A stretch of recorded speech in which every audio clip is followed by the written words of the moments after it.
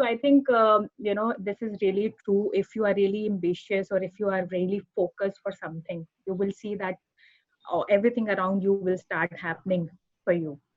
So, there'll be time when there were times when I started losing focus in my career, and I used to think like, oh, where I am going. I used to feel like lost.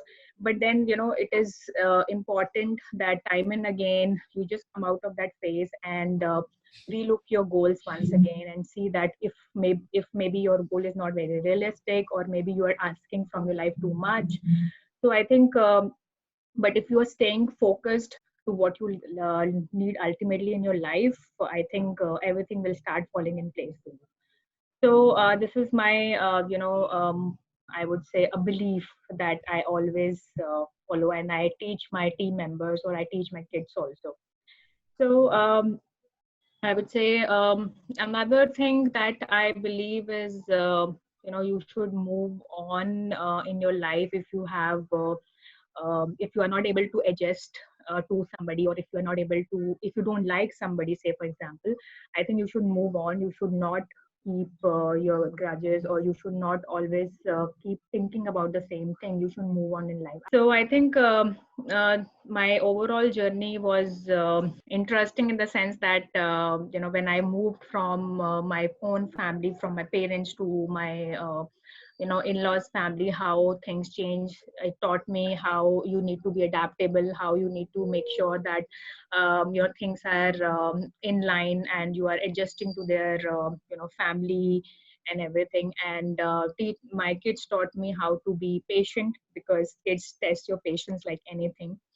Professionally, I would say, moving from personal to the professional life, I would say, the biggest learning is that being in HR profession, you need to constantly show that you are not just the people person, but also a business person. Because a lot of time people think that because you are an HR, you will only think from what an employee wants, right? So it is always, you will have constant pressure on you that, are you thinking from the business angle also or not, right? And in order to make sure that, in order to prove that, I think it is very important that you understand the business very well, right? So wherever I change from my from one company to another, I always make sure that first I understand the business, what my company is doing, what are our customers, so that I'm able to partner with my business very well, and I am able to relate my um, actions with what they actually want at the end of the day, the revenue. Obviously, without direct P&L, you don't get that love because you do not have your P&L account. But still, a lot of people think that HR doesn't contribute to the bottom line. So I think it is not true. An engaged employee is not only happy to be around, but he's, I think, more engaged and more productive. So I think these were the key learnings, and from throughout my career, that you should know the business very well, and so that when you are talking in a boardroom, or when you're talking in a meeting, it reflects in your conversation. So you are not always presenting the what as a on behalf of employee, but also presenting on behalf of the business as well. So this is what I would say. Wonderful, wonderful. That's really beautiful. You presented in a very beautiful way, like कैसा क्यों HR जरूरी है और क्यों हमें company के चीजों को समझना, कंपनी के फंक्शनैलिटी को समझना जरूरी है कि वो क्या कर रहे हैं. अब Yes, yes.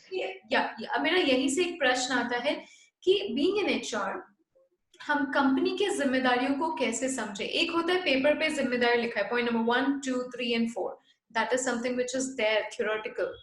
बट हम अंदर जब हम कंपनी में फर्स्ट डे है एचआर का, तो अपने बिजनेस प्रोसेस को कैसे समझे. तो what's the psychology behind a human being कि मैं कैसे समझ रही हूँ बिजनेस प्रोसेस को. Over to you Neha, if you can put clarity on this thought. हाँ जी. I think, my first step would be, first I understand, how my company is growing year on year. How much is our revenue, how, a business has moved from one year to another. First is that and second, I would say that we should understand how different functions collaborate, because HR is not a one function which only works with one department. We interact with different departments. So uh, go and get to know what each and every department is doing and how are they contributing to the Rajvik goal. Start sitting in the meetings. Even if you are in HR, ask your stakeholders to invite you in their business meetings. Their reviews, so that even if you are a silent player there, you will learn a lot through observation, through observing people. So I think in the first initial week or a month, you should only spend time in observing, rather than just, you know, drawing the painting that drawing everything that, okay, I will launch this policy, I will launch this process or everything, whatever you have learned in the past because everything will not work in every organization. Every organization has a different need. So you need to first Yes. understand, what is the ask, what is the need, and then come to the action. Wonderful. Get the need clear and then take the actions. अच्छा, कभी आपके साथ ऐसा हुआ है नेहा कि आपने Yes. कुछ मतलब एचआरस कुछ एक्शन ले लेते हैं जो सही नहीं होता, तो उस समय क्या करते हैं? How important for being an HR, it is important to get the policies right at the right place. How important is that? Over to you, Neha.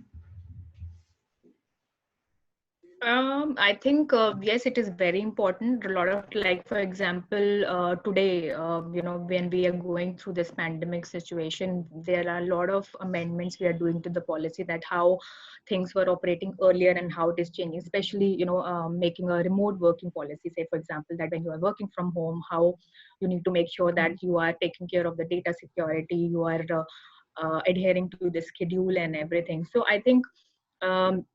Before you actually make the policy, it is important to understand what is happening on the ground. Go and talk to the people, talk to the employees, take their inputs, how they want the new policy to be, or how they want their new culture to be. You cannot definitely go to each and every employee, but I think if you able to even capture views of even few employees, I think you'll be able to implement a better policy, and you will have a better acceptance to it.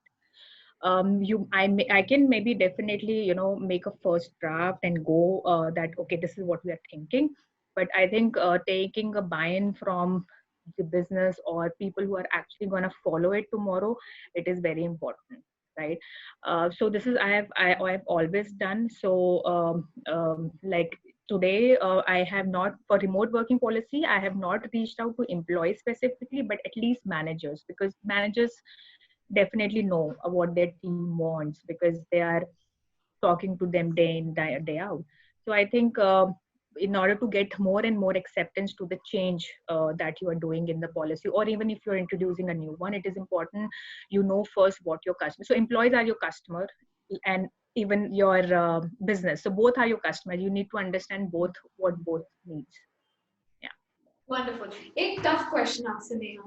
आप HR हो, दीक्षा आपके workforce का part है, okay? And हमारे बीच में, आपके और मेरे बीच में कुछ कहा सुनी हो गई, कुछ जनरेट हो गया, तो आप being an HR, because you HR and there are a lot of employees, one to many relationship होता है, right?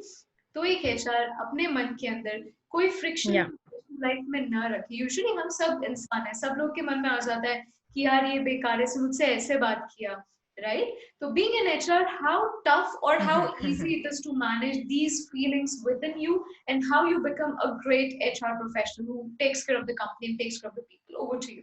I think the best way is, at times give it a space. If you think that you are not able to collaborate, or you are not getting into a common conclusion or agreement, I think give it a space for some time. Go back and think that maybe you yourself is not able to present correctly, or maybe you are doing something wrong. Okay, give yourself a break, as well as to the other person. I'm sure the other person will also go back and think what you presented.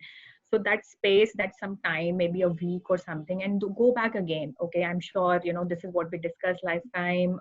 Maybe you must have thought about it again. So what do you think? Have you changed your mind? Or so I also thought about this thing again, and I think maybe you were right. So at times you also realize that maybe the other person was saying correct, was right, and you were wrong, right? So you can maybe at times then go back and say maybe you were right. So try and get into a mid solution. It is not always possible that everything should happen as per my way or your way. Let's find out the midway.